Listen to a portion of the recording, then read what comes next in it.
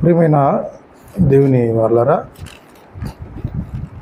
ఆరాధనకై కొన్ని మాటలు మనం ఆలోచన చేద్దాం. ధర్మశాస్త్రము మానవుణ్ణి రక్షించిందా? ధర్మశాస్త్రము మానవుణ్ణి నీతిమంతునిగా చేసిందా? ధర్మశాస్త్రము మానవుణ్ణి రక్షించిందా, శిక్షించిందా అనేది కొన్ని మాటలు చూస్తే,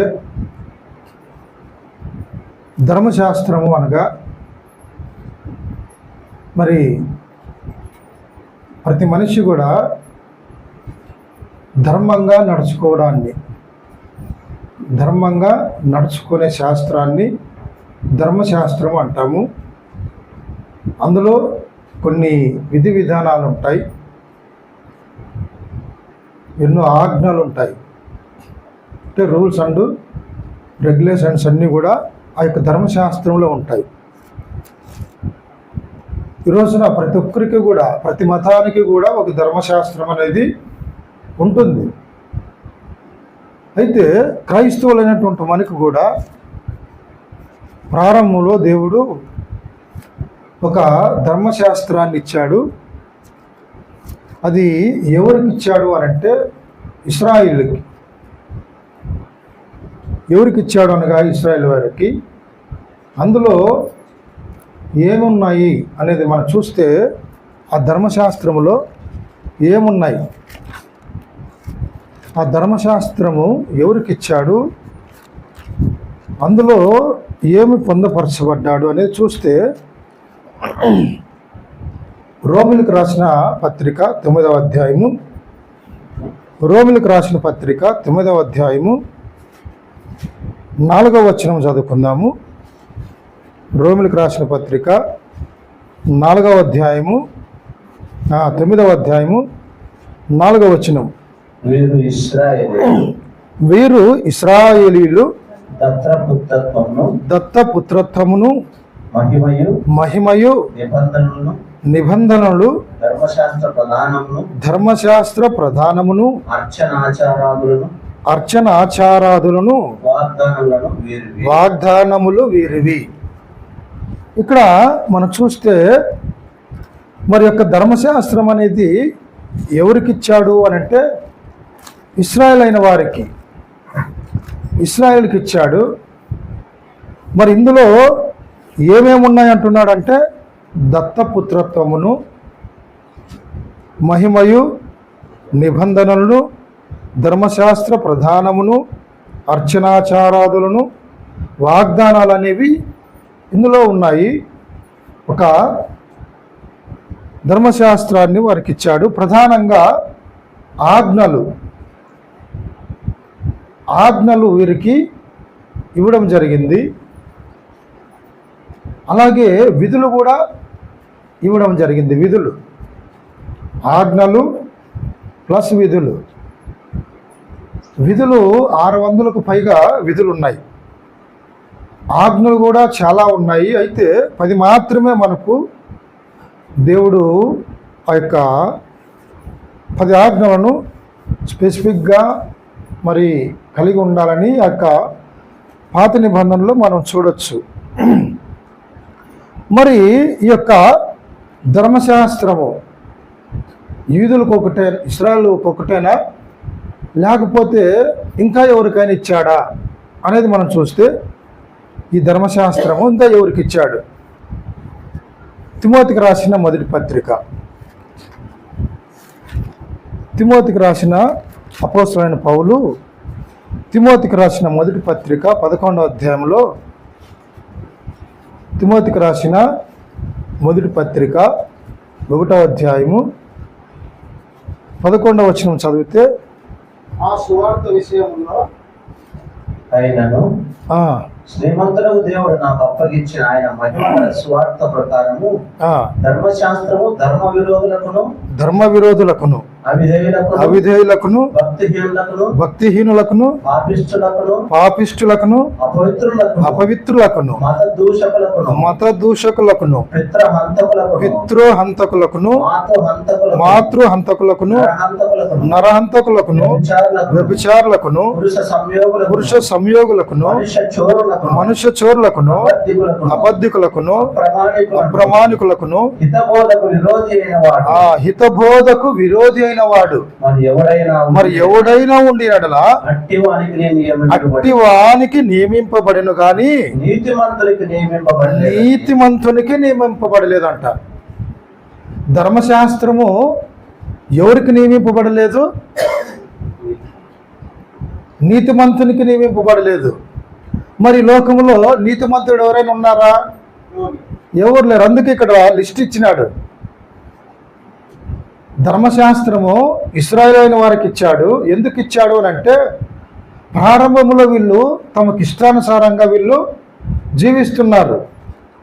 కనాను దేశంలో ఆ యొక్క ఐగుప్తు దేశంలో నుంచి నడిపించి ఆ కనాను దేశానికి తీసుకువెళ్తున్న క్రమంలో వీరు మరి ఆ యొక్క మోషే సీనాయి పర్వతం మీదకి వెళ్ళినప్పుడు, అక్కడ ఆజ్ఞలు తీసుకొని రావడానికి వెళ్ళినప్పుడు వీళ్ళు ఓపిక పట్టుకోలేదు. మరి మోషే ఏమైనో అహరోను ఏమైనో అని చాలా గోలబెట్టి ఒక దూడను చేసుకొని వీళ్ళు పూజ చేస్తారు. అందుకే దేవుడు వీరికి చాలా ఆజ్ఞలు ఇచ్చాడు. కాలక్రమేణా ఈ ప్రపంచంలో ఉన్న వారందరూ కూడా అతి త్వరితంగా దేవునిలో నుంచి తొలగిపోయారు. అందుకే మరి తొలగిపోయినటువంటి వారందరికీ కూడా ఒక లిస్ట్ ఇచ్చారనమాట. ఈ లిస్ట్ అంతా కూడా మనం చదివితే మరి అందరూ కూడా దీంట్లో కనపడుతూ ఉన్నారు.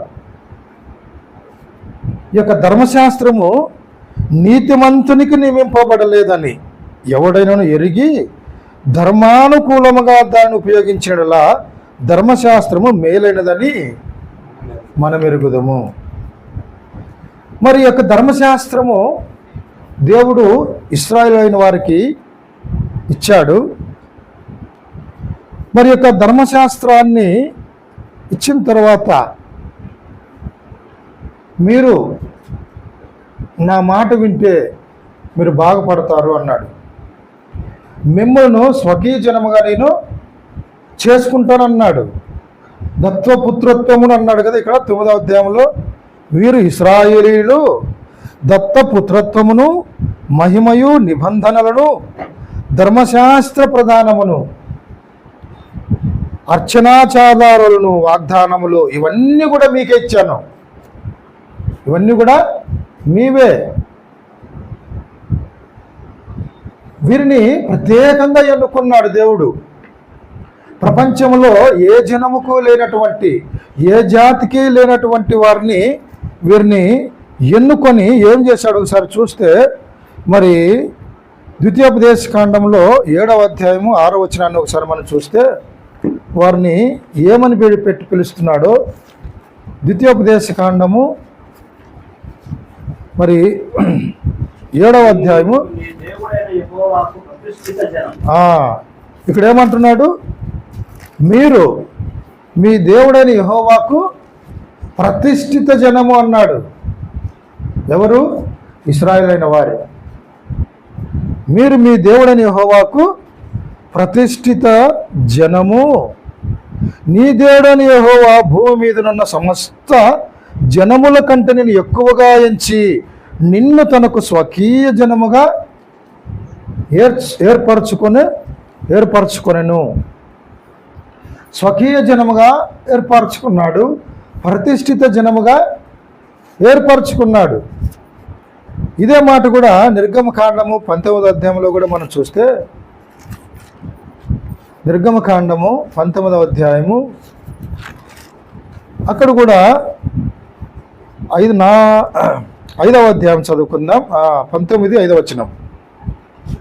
కాగా మీరు నా మాట శ్రద్ధగా విని నా నిబంధన అనుసరించి నడిచినట్లా మీరు సమస్త దేశ జనులలో నాకు స్వకీయ సంపాద్యమగుదురు అన్నాడు. అంటే మీరు స్వకీయ జనముగా ఉన్నారు, నాకు ప్రతిష్ఠిత జనముగా ఉన్నారు మీరు. అలాంటి మీరు మిమ్మల్ని గొప్పగా చేస్తానంటున్నాడు దేవుడు. దత్త పుస్తత్వమును, తర్వాత ఏముంది అక్కడంగా మహిమ వారి ద్వారా నేను మహిమపరచబడాలనుకున్నాడు దేవుడు. ఒకసారి మనం ఆ మాట చూస్తే మరి నిర్గమకాండము 40వ అధ్యాయంలో అక్కడ ఒక గుడారాన్ని ఏర్పాటు చేసుకొని ఆ యొక్క ఇశ్రాయేలు ద్వారా దేవుడు మరి మహిమపరచబడాలనుకున్నాడు. నిర్గమకాండము 40వ అధ్యాయము 34-35 వచనాలు చదువుకుందాం. అప్పుడు మేఘము ప్రత్యక్షపు గుడారమును కమ్మగా యెహోవా తేజస్సు మందిరమును నింపెను. ఆ మేఘము మందిరము మీద నిలుచుట చేత మందిరము యెహోవా తేజస్సుతో నిండెను గనక మోషే ప్రత్యక్ష గుడారములోనికి వెళ్ళలేకుండెను. చూడండి, వీరికి ప్రతిష్ఠిత జనముగా ఏర్పాటు చేసుకున్నాడు వీరిని. వీరి ద్వారా మహిమపరచబడాలనుకున్నాడు. దానికోసం ఒక ప్రత్యక్ష గుడారాన్ని ఏర్పాటు చేసుకున్నాడు. ఎందుకంటే వీరి ద్వారా నేను మహిమపరచబడాలి, వీరి ద్వారా నేను ప్రపంచానికి తెలియపరచబడాలని ఈయన చాలా అనుకున్నాడు. ఒక ఆశయాన్ని పెట్టుకున్నాడు దేవుడు. ఇలా మరి వీరందరినీ కూడా మరి స్వకీయ జనముగా చేసుకొని మరి మహిమను, తర్వాత మరి నిబంధనలను, ధర్మశాస్త్రమును ఇవన్నీ కూడా ఇచ్చాడు. కానీ వీళ్ళు ఎవ్వరు కూడా దేవుని మాటను విననొల్లని వారుగా కనబడుతున్నారు. దేవునికి మహిమ తెచ్చేవారుగా కనబడలేకపోతున్నారు. దేవుడు చేసినటువంటి మేలులను గుర్తించుకొనకుండా వెంటనే మర్చిపోయిన వారుగా ఈ యొక్క ఇశ్రాయేలు కనబడుతూ ఉన్నారు. న్యాయాధిపతులు 2:10 మనం చూస్తే అక్కడ ఒక మంచి మాట రాయబడుతుంది. న్యాయాధిపతుల గ్రంథము 2వ అధ్యాయం 10వ వచనంలో, ఆ తరము వారందరూ పితరుల యొద్దకు చేర్చబడిరి, వారి తరువాత యెహోవానైనను ఆయన ఇశ్రాయేలు కొరకు చేసిన కార్యములైనను ఎరుగని తరం ఒకటి పుట్టగా అని రాయబడింది. దేవుడేమో గొప్పగా అనుకున్నాడు వీరిని, కానీ వీరు మాత్రము దేవుడు ఏదైతే అనుకున్నాడో, దేవుడు ఏదైతే వీరికి ఇచ్చాడో ఇవన్నీ కూడా ఆనిత్య కాలంలోనే వీళ్ళు కాలగర్భంలోనికి కలిపేశారు. అందుకే మరి యొక్క దేవుడు ఒక ఆలోచన కలిగిన వాడు. వీళ్ళకి ఇచ్చినటువంటి ధర్మశాస్త్రాన్ని వీళ్ళు నెరవేర్చలేదు, వీరు నా కొరకు జీవించలేదు. మరి యొక్క ధర్మశాస్త్రము చొప్పున ఏ ఒక్కరు కూడా వీరు నడుచుకోలేదు, నా ఆజ్ఞల ప్రకారంగా వీరు జీవించలేదు. ఎవరైతే మరి ధర్మశాస్త్రాన్ని నెరవేర్చుకోకుండా ఉంటారో వాళ్ళ శాపగ్రస్తులు. దేవుని మాట తూచా తప్పకుండా పాటించాలి. అందుకే మరి యొక్క ధర్మశాస్త్రాన్ని ఏ మనుషుడు కూడా నెరవేర్చలేని స్థితిలో ఉన్నాడు. యాకోబు రాసిన పత్రికలో మనం చూస్తే 2వ అధ్యాయంలో మరి వీరికి ఎన్నో ధర్మశాస్త్రాలను ఇచ్చాడు, వాటన్నిటినీ కూడా మీరాడు. మరి ఈ యొక్క 10 ఆజ్ఞలలో 9 చేసిన తర్వాత కూడా వీళ్ళు ఏదో ఒక ఆజ్ఞలో వీళ్ళు తప్పిపోతూ ఉండేవారు. అందుకే మరి యాకోబు రాసిన పత్రికలో ఏం రాయబడిందంటే, ఎవడైనను ధర్మశాస్త్రం అంతయు గైకొని ఒక ఆజ్ఞ విషయంలో తప్పిపోయినాడలా ఆ ఆజ్ఞలన్నిటి విషయంలో ఏమవుతాడంట? అపరాధి అంటున్నాడు. అపరాధి. దేవుడేమో వీరిని ప్రతిష్ఠిత జనమన్నాడు, వాగ్దానాలు ఇచ్చాడు, ఆచారాలు ఇచ్చాడు, వీరు మహిమను కూడా ఇచ్చాడు. అయితే వీరన్నీ చేస్తున్నారు, కానీ దేవుడు చెప్పినటువంటి ఆజ్ఞల ప్రకారంగా వీళ్ళు జీవించలేకపోయారు. 10 చెబితే 7 పాటించడము, 8 పాటించడము, ఏదో ఒక విషయంలో వీళ్ళు తప్పిపోతూ ఉన్నారు. దీని కారణంగా వీళ్ళు అపరాధులుగా తీర్చబడుతూ ఉన్నారు. ఇంకా మనం చూస్తే గళితీయులకు రాసిన పత్రికలో కూడా 3వ అధ్యాయము 10-11 వచనాలు చదువుకుందాం. గళితీయులకు రాసిన పత్రిక. ధర్మశాస్త్రము విధించిన క్రియలకు సంబంధులందరూ శాపమునకు లోనై ఉన్నారు. ఎందుకనగా ధర్మశాస్త్ర గ్రంథమందు వ్రాయబడిన విధులన్నీ చేయుటయందు నిలకడగా ఉండని ప్రతివాడును శాపగ్రస్తుడు అన్నాడు. ఒక చోటేమో అపరాధిగా తీర్చబడుతున్నాడు మనిషి, ఒక చోటేమో శాపగ్రస్తుడుగా మారిపోతున్నాడు. దేవుడేమో వీరికి ధర్మశాస్త్రాన్ని ఇచ్చాడు, వీరు దీని ప్రకారంగా జీవించాలని. మరి ఈ ధర్మశాస్త్రాన్ని వీళ్ళు తూచా తప్పకుండా పాటించాలి. ఎవరైనా కొట్టివేయాలనుకుంటే దాన్ని నెరవేర్చిన తర్వాతనే కొట్టివేయబడాలి. ఇది ధర్మశాస్త్రం. అందుకే ధర్మశాస్త్రము మానవుణ్ణి రక్షించిందా, శిక్షించిందా? ధర్మశాస్త్రము మానవుణ్ణి నీతిమంతునిగా చేసిందా, అనీతిమంతునిగా చేసిందా? అంటే ధర్మశాస్త్రము మానవుణ్ణి శిక్షించిందే కానీ రక్షించలేకుండా పోతుంది. నీతిమంతునిగా చేయలేదు. చేయడానికి వీళ్ళు ప్రయాసపడుతున్నా ఏదో ఒక విషయంలో తప్పిపోతూ ఉన్నారు, అపరాధులుగా తీర్చబడుతున్నారు, శాపగ్రస్తులుగా వీళ్ళు ఎంచబడుతూ ఉన్నారు. చూడండి, ద్వితీయోపదేశ ఖండంలో 27వ అధ్యాయం ఒకసారి మనం చూస్తే 27వ అధ్యాయం 26వ వచనంలో ద్వితీయోపదేశ ఖండం సంబంధించిన వాక్యములను గైకొనకపోవటం వలన వాటిని స్థిరపరచని వాడు శాపగ్రస్తుడని చెప్పగా ప్రజలందరూ కూడా ఆమేన్ అని అనవాలని అన్నాడు. మరి ఇక్కడ అంతా కూడా విధులన్నీ కూడా విధులు రాశాడు. ఈ యొక్క 5 గ్రంథాల్లో, మోషే రాసినటువంటి 5 గ్రంథాల్లో కూడా మరి ఎన్నో విధులు ఉన్నాయి, ఆజ్ఞలు ఉన్నాయి. మరి ఇవన్నీ కూడా ప్రతి ఇశ్రాయేలుడు కూడా నెరవేర్చాలి. కానీ నెరవేర్చకపోతే అపరాధిగా తీర్చబడుతున్నాడు, శాపగ్రస్తుడుగా తీర్చబడుతున్నాడు. మరి ఎలా మరి ఇప్పుడు పరిస్థితి ఏంటి? అసలు ఎవరు కూడా నెరవేర్చలేకుండా పోతున్నారు, నీతిమంతులుగా తీర్చబడలేకపోతున్నారు. దేవుడేమో ఆయన ఖచ్చితంగా మాట్లాడుతున్నాడు, ఖచ్చితత్వం కలిగినటువంటి దేవుడు. అందుకే మరి ప్రేమ కలిగినటువంటి దేవుడు, దయ కలిగినటువంటి దేవుడు మరి యేసుక్రీస్తును, తన కుమారుడైనటువంటి యేసుక్రీస్తును ఈ లోకానికి పంపించాడు. ఎందుకంటే ఈ ధర్మశాస్త్రాన్ని నెరవేర్చడానికి.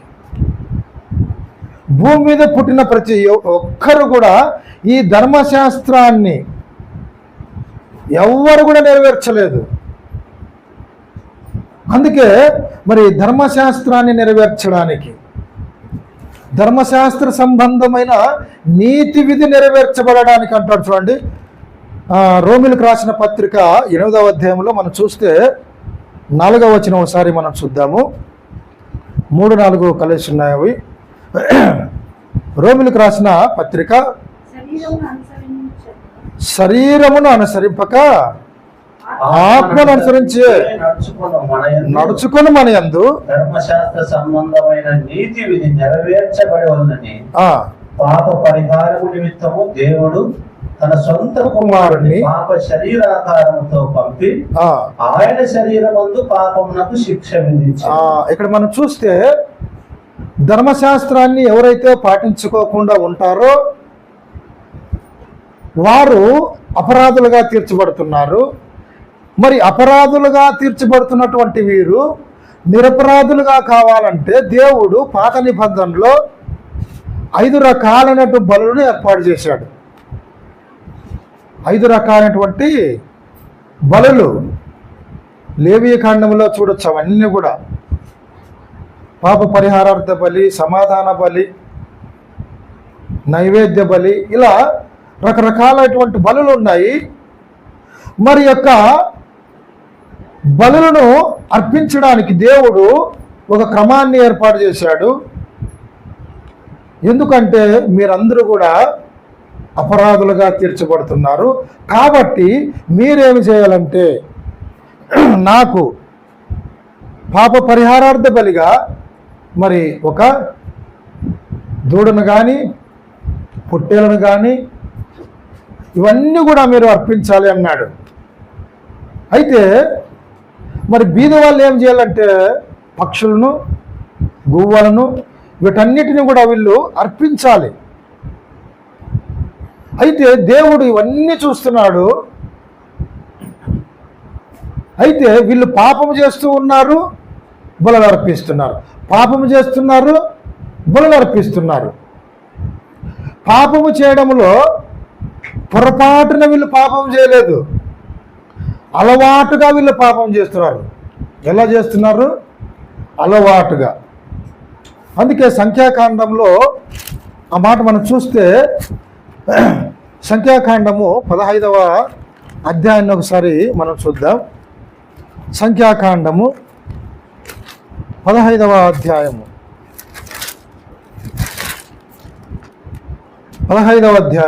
27, 28 వచనాలు చదువుదాం. ఒకడు పొరపాటున పాపము చేసిన ఎడల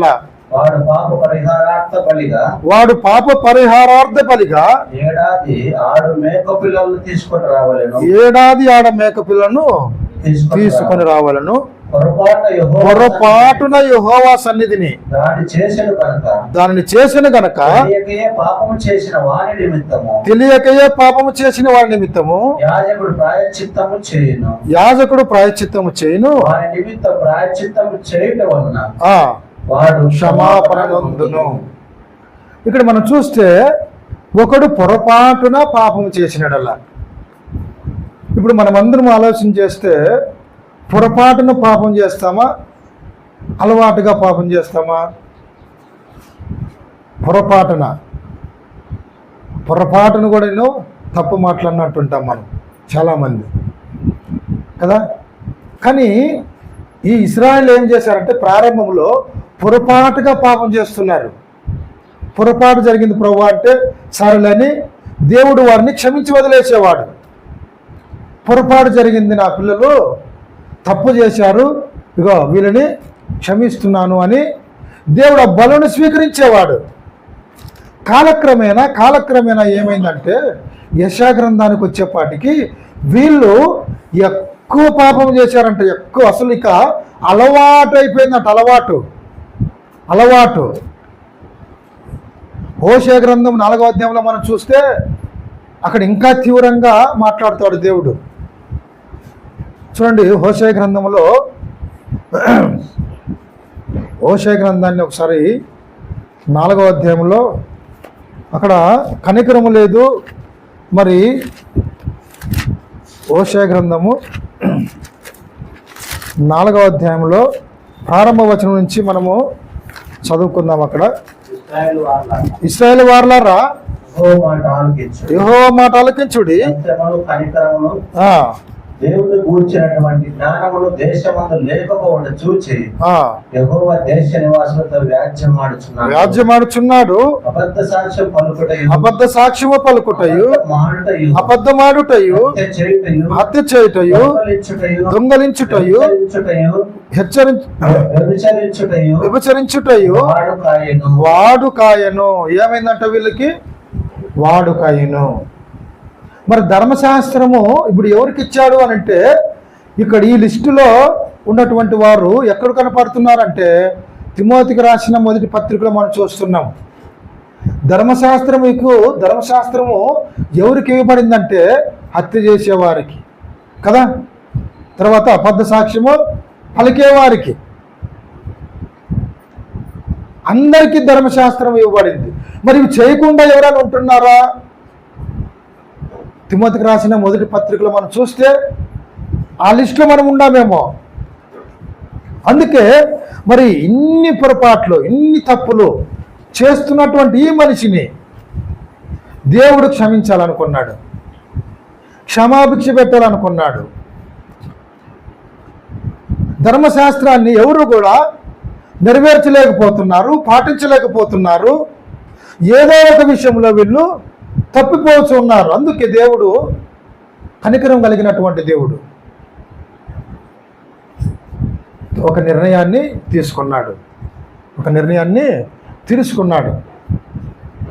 గళితీయులకు రాసిన పత్రిక, మరి అక్కడ కూడా ఒక మాట మనం చూస్తే, గళితీయులకు రాసిన పత్రికలో 4వ అధ్యాయంలో 4వ అధ్యాయము 4వ వచనం. అయితే కాలము పరిపూర్ణమైనప్పుడు దేవుడు తన కుమారుని పంపెను. ఆయన స్త్రీయందు పుట్టి మనకు దత్తపుత్రులము కావాలని ధర్మశాస్త్రములకు లోబడి ఉన్న వారిని విమోచించుటకై ధర్మశాస్త్రములకు లోబడిన వాడాయన. ఇక్కడ మనం చూస్తే కాలము పరిపూర్ణమైనప్పుడు, ఇక ఏ మనుషుడు కూడా ఈ యొక్క ధర్మశాస్త్రాన్ని నెరవేర్చలేని స్థితిలో ఉన్నప్పుడు ప్రేమ కలిగినటువంటి దేవుడు ఏం చేశాడంటే తన కుమారుణ్ణి లోకానికి పంపెను అని రాయబడి, పంపెను. ఆయన స్త్రీయందు పుట్టి మనము కూడా దత్తపుత్రులము కావాలనని ధర్మశాస్త్రమునకు లోబడిన వారిని విమోచించుటకై అని రాయబడి. చూడండి ఏమా, ధర్మశాస్త్రమునకు లోబడి ఉన్న వారిని విమోచించుటకై ధర్మశాస్త్రమునకు లోబడిన వాడు ఆయన. ఎందుకు లోబడినాడంటే ధర్మశాస్త్రాన్ని నెరవేర్చకుండా దాన్ని కొట్టివేయడానికి వీలు లేదు. ఆ ధర్మశాస్త్రాన్ని ఖచ్చితంగా నెరవేర్చాలి. ఎందుకు అంటే అది కొట్టివేయబడాలంటే. అందుకే యేసుక్రీస్తు మత్తయి సువార్త 5వ అధ్యాయము 17-18 అంటాడు, నేను ధర్మశాస్త్రమును నెరవేర్చుటకే వచ్చితిని కానీ కొట్టివేయుటకు రాలేదు అంటాడు కదా. మత్తయి సువార్త 5:17-18 ఆ మాట చూడొచ్చు మీరు. కాబట్టి ప్రియమైనటువంటి దేవుని వల్లారా, ఇక్కడ మనం చూడగలిగితే మరి కాలము పరిపూర్ణమైనప్పుడు దేవుడే తన కుమారుని పంపించాడు. ఎందుకు? రోమా 8:4 ఏమో రాయబడింది, ధర్మశాస్త్ర సంబంధమైన నీతి విధి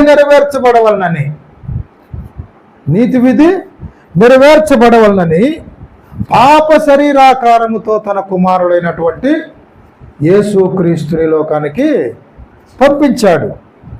మరి దీని ద్వారా మనిషికి ఏమొచ్చింది, ఏం లాభం జరిగింది అనంటే ఒకసారి మనం చూద్దాం. అదే రోమిలకు రాసిన పత్రిక మరి నెరవేర్చిన తర్వాత మన మానవాళికి, ప్రపంచ మానవాళికి ఏమి లాభం జరిగిందంటే, మరి రోమిలకు రాసిన పత్రిక 5వ అధ్యాయము, రోమిలకు రాసిన పత్రిక 5వ అధ్యాయము 8వ వచనాన్ని ఒకసారి మనం చూద్దాం. అయితే దేవుడు మన ఎడల తన ప్రేమను వెల్లడిపరిచి ఉన్నాడు. అయితే దేవుడు మన ఎడల తన ప్రేమను వెల్లడిపరచుచున్నాడు. ఎట్లనగా మనం ఇంకనూ పాపులమై ఉండగా క్రీస్తు మన కొరకు చనిపోయాయి. పాత నిబంధనలో ఏమి చనిపోతున్నాయంటే పక్షులు చనిపోతున్నాయి, జంతువులు చనిపోతున్నాయి. కానీ దేవుడు ఏం చేశాడంటే నేను చెప్పినటువంటి మరి పరమార్థాన్ని వీళ్ళు గ్రహించలేదు, పాపం చేస్తున్నారు. కానీ ఎందుకు ఈ బలులు అర్పించమన్నానో వీళ్ళకి అర్థం కాలేదు. తన పాపాన్ని సరిదిద్దుకోమన్నాను కదా, దానికోసం కదా వీళ్ళు బలులు అర్పించమన్నది. అయినా వీళ్ళు అర్థాన్ని తెలుసుకోకుండా బలులను ఇస్తున్నారు. కానీ వాళ్ళు ఎంత మాత్రమును మార్పు లేని వారుగా ఉన్నారు. అందుకే ఇక దేవుడు ఆ యొక్క పాత నిబంధనలో ఉన్నటువంటి ధర్మశాస్త్రాన్ని కొట్టివేసి ఒక నిత్య నిబంధన, నూతన నిబంధనను మనకు ఇస్తున్నాడు. ఒక నిబంధనను ఇస్తున్నాడు. మీకు నిబంధనను ఇచ్చాడు అని రాశారు కదా అక్కడ రోమిలకు రాసిన పత్రికలో 9వ అధ్యాయం 4వ వచనంలో ఒక నిబంధనను ఏర్పాటు చేశాడు. మీరు నా మాట వింటే మీకు ఆశీర్వాదం వస్తుందన్నాడు. కానీ ఆశీర్వాదాన్ని కూడా వీళ్ళు పోగొట్టుకున్నారు. కానీ దేవుడే వీరికి ఈ లోకానికి వచ్చి ఒక ఆశీర్వాద కారకుడిగా తయారైన వీళ్ళు గ్రహించలేని స్థితిలో ఇశ్రాయేలు ఉన్నారు. అందుకే మరి మనం ఇంకనూ పాపులమై ఉండగా క్రీస్తు మన పాపముల కొరకు చనిపోయాను. మన పాపముల కొరకు చనిపోయాడు. ఇంకా మనం చూస్తే అదే రోమిలకు రాసిన పత్రిక మరి 4వ అధ్యాయంలో ఒకసారి ఆఖరి వచనాన్ని చదువుకుందాం. రోమిలకు రాసిన పత్రిక 4వ అధ్యాయము. ఆయన మన అపరాధముల నిమిత్తం అప్పగింపబడి, ఆయన మన అపరాధముల నిమిత్తము అప్పగించబడి మనము నీతిమంతులుగా తీర్చబడుటకై లేపబడెను. మరి ధర్మశాస్త్రము మనం నీతిమంతులుగా చేసిందా? చేయలేదు. ఏమి చేసిందంటే శాపగ్రస్తులుగా మార్చింది, అనీతిమంతులుగా మార్చింది, అవిధేయులుగా మార్చింది, అపరాధులుగా మార్చింది. అయితే దేవుని ధర్మశాస్త్రం ఏమి చేసిందంటే మనల్ని నీతిమంతులుగా చేసింది, నిరపరాధులుగా చేసింది. కాబట్టి అందును బట్టి దేవుని మనం ఏం చేయాలంటే మనం ఆయన్ను ఆరాధించాలి. ఇంకా మనం ఒకటి చూస్తే మరి అదే హెబ్రీలకు రాసిన పత్రికలో 7వ అధ్యాయాన్ని ఒకసారి మనం చూద్దాం. ఇంకా మరి యొక్క ప్రభువైన యేసుక్రీస్తు ద్వారా మనకు ఏం మేలు జరిగింది అనేది ఒకటి చూస్తే 7వ అధ్యాయము హెబ్రీలకు రాసిన పత్రిక 7వ అధ్యాయము 18వ వచనాన్ని ఒకసారి మనము చదువుకుందాము. హెబ్రీలకు రాసిన ఆ ధర్మశాస్త్రము దేనికి సంపూర్ణ సిద్ధి కలగజేయలేదు. ఆ ధర్మశాస్త్రము ఏ ధర్మశాస్త్రము?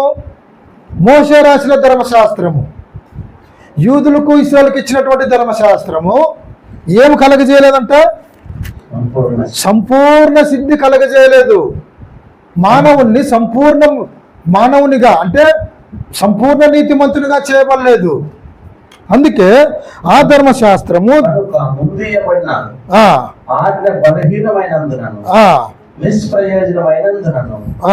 అది నివారణ చేయబడినది. అంతకంటే శ్రేష్టమైన నిరీక్షణ దాని వెంట ప్రవేశపెట్టబడిన దీని ద్వారా దేవుని యొద్దకు మనము చేరుచున్నాము. దీని ద్వారా అంటే ప్రభువైన యేసుక్రీస్తు మరి ఏ ధర్మశాస్త్రాన్ని అయితే మరి నెరవేర్చి కొట్టివేశాడు. మరి కొలసీలకు రాసిన పత్రికలో కూడా మనం చూడొచ్చు వ్రాతరూపకమైనటువంటి ఆ యొక్క ధర్మశాస్త్రాన్ని. ఒకసారి అది కూడా మనం చూస్తే మరి కొలసీలకు రాసిన పత్రిక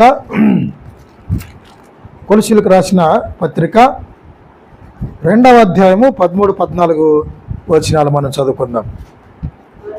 మరియు అపరాధముల వలనను శరీరమందు సున్నతి పొందక ఇండుట వలనను మీరు మృతులై ఉండగా దేవుడు రాతరూపకమైన ఆజ్ఞల వలన మన మీద రుణముగాను మనకు విరోధముగాను నుండిన పత్రమును మేకులతో సిలువకు కొట్టి మనకు అడ్డం లేకుండా దానిని ఎత్తివేశాడు. ఇలా ఎత్తివేసిన కారణంగా మనిషికి ఏమి దొరికింది అని అంటే దేవునితో ఉండే భాగ్యము దొరికింది. దేవునితో ఉండే భాగ్యం, దేవునితో సహవాసం చేసే భాగ్యం, దేవునితో సమాధాన పడే భాగ్యం. అందుకే కదా మనం చూస్తున్నాం ఇక్కడ 19వ వచనంలో ఎబ్రీ 7:19 దీని ద్వారా దేవుని యొద్దకు మనము చేరుచున్నాము. దేవుని యొద్దకు మనము చేరుచున్నాం. మోషే ధర్మశాస్త్రము దేవునికి దూరం చేసింది, కానీ క్రీస్తు ధర్మశాస్త్రము దేవునికి దగ్గర చేసింది. మానవుణ్ణి పాపములో నుంచి విడిపించబడింది, అపరాధముల నుంచి విడిపించబడింది, నీతిమంతులుగా చేయించబడింది. కాబట్టి ప్రియమైనటువంటి దేవుని వారలారా, మరి ఉదయకాల సమయంలో మరి మోషే ధర్మశాస్త్రము మనల్ని మరి నీతిమంతులుగా చేయలేకపోయింది, అపరాధులుగా చేసింది, అలాగే పాపాత్ములుగా చేసింది. కానీ క్రీస్తు ధర్మశాస్త్రము మనల్ని ఏం చేసిందంటే పాపముల నుంచి విడిపించబడింది, నీతిమంతులుగా చేసింది, అపరాధముల నుంచి విడిపించబడింది, అలాగే దేవునికి దగ్గరగా చేసింది. ఆయనతో సమాధానపరిచే భాగ్యమును ఈ శిలువ మరణము ద్వారా మనకు లభించింది. కాబట్టి ప్రియమైనటువంటి దేవుని వారలారా, ఈ ఉదయకాల సమయంలో మరి మోషే ధర్మశాస్త్రం మనిషిని నీతిమంతునిగా చేయలేదు, కానీ అనీతిమంతునిగా చేసింది. మరి దేవుని యొక్క మరి కృపకు అపాత్రులుగా చేసింది తప్ప పాత్రులుగా చేయలేదు.